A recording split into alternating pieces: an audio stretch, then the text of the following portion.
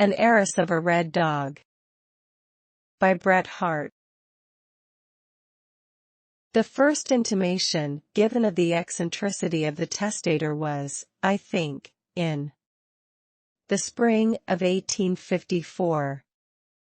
He was at that time in possession of a considerable property, heavily mortgaged to one friend, and a wife of some attraction, on whose affections another friend held an encumbering lien.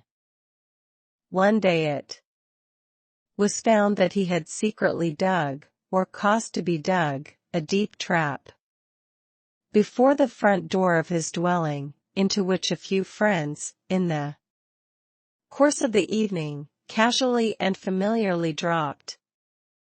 This circumstance, slight in itself, seemed to point to the existence of a certain humor in the man, which might eventually get into literature, although his wife's lover, a man of quick discernment, whose leg was broken by the fault of other views. It was some weeks later, that, while dining with certain other friends of his wife, he excused himself from the table, to quietly reappear at the front window with a 3/4-inch hydraulic pipe, and a stream of water projected at the assembled company.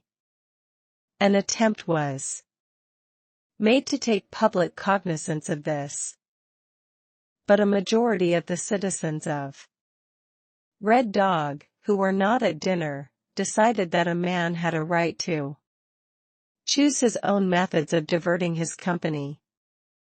Nevertheless, there were some hints of his insanity. His wife recalled other acts, clearly attributable to dementia.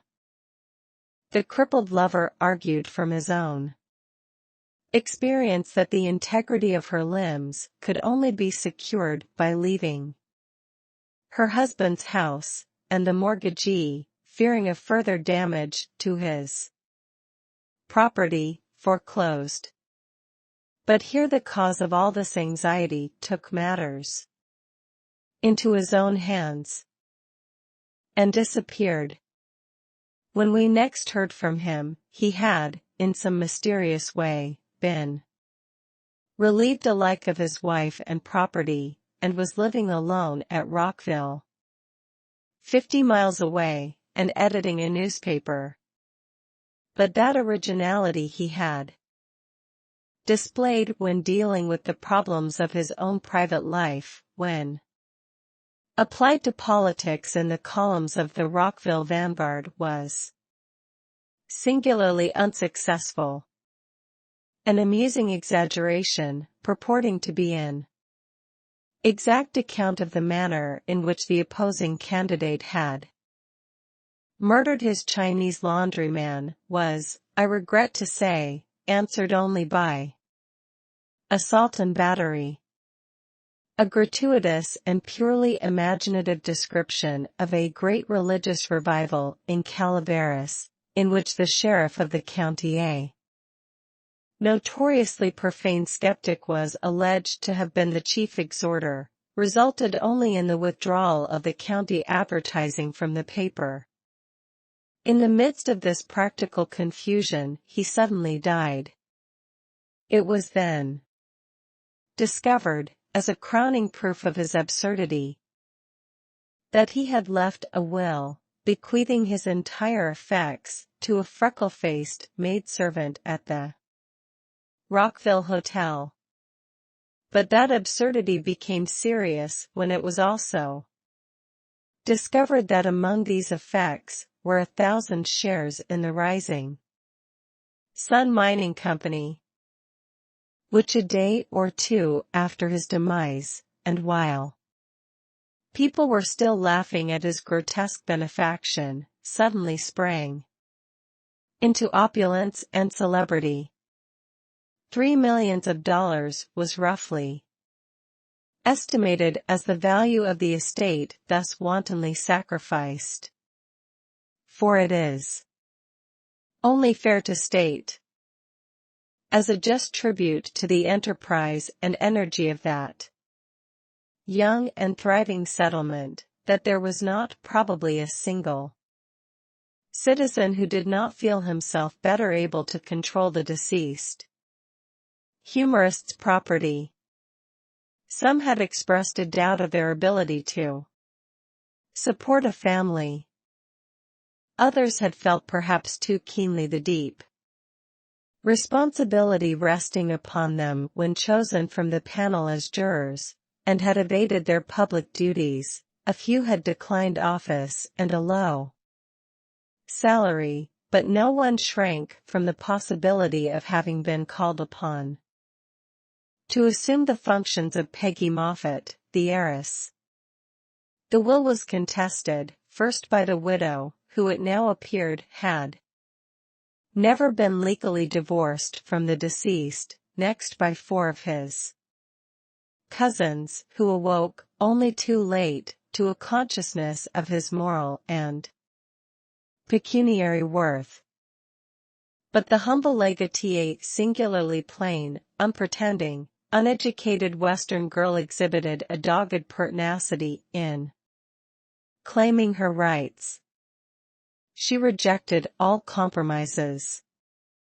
A rough sense of justice in the community, while doubting her ability to take care of the whole fortune, suggested that she ought to be content with $300,000.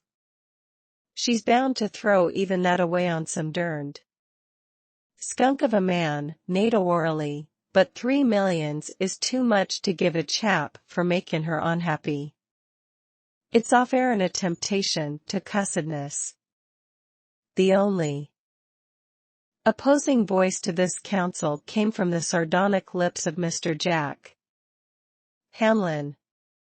Suppose, suggested that gentleman, turning abruptly on the speaker, // when you won $20,000 of me last Friday night, // suppose that, instead of handing you over the money as I did, suppose I'd got up on my hind legs, and said, look here, Bill Weathersby, you're a d.d. fool. If I give ye that 20,000, you'll throw it away in the first skin game in Frisco, and hand it over to the first short card sharp you'll meet. There's 1,000, enough for you to fling away, take it and get.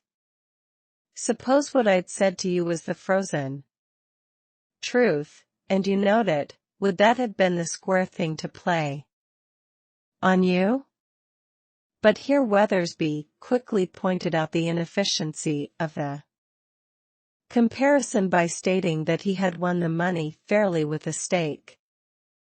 And how do you know? Demanded Hamlin savagely, bending his black eyes on the astounded casuist. How do you know that the gal hasn't put down a stake? The man stammered an unintelligible reply. The gambler laid his white hand on Weathersby's shoulder. Look here, old man, he said, every gal stakes her whole pile, you can bet your life on that. Whatever's her little game. If she took to keards instead of her feelings, if she'd put up chips instead o' body and soul, she'd bust every bank twixt this and Frisco. You hear me? Somewhat of this idea was conveyed, I fear not quite as sentimentally, to Peggy Moffat herself.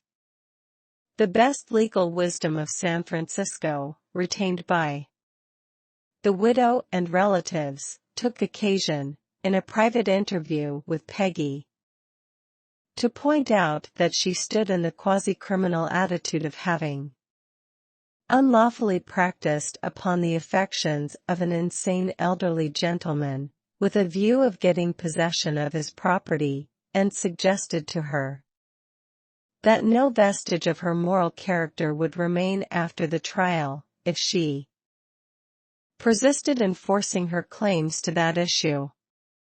It is said that Peggy, on hearing this, stopped washing the plate she had in her hands, and, twisting the towel around her fingers, fixed her small pale blue eyes at the lawyer. "And easy that the kind o' chirpin' these critters keep up?" "I regret to say, my dear young lady," responded the lawyer, "that the world is censorious. I must add," he continued, with engaging frankness, "that we professional lawyers are apt to study the opinion of the world, and that such will be the theory of our side." "Then," said Peggy stoutly, "easy, I allow I've got to go into court to defend my character. I might as well pack in them 3 millions too."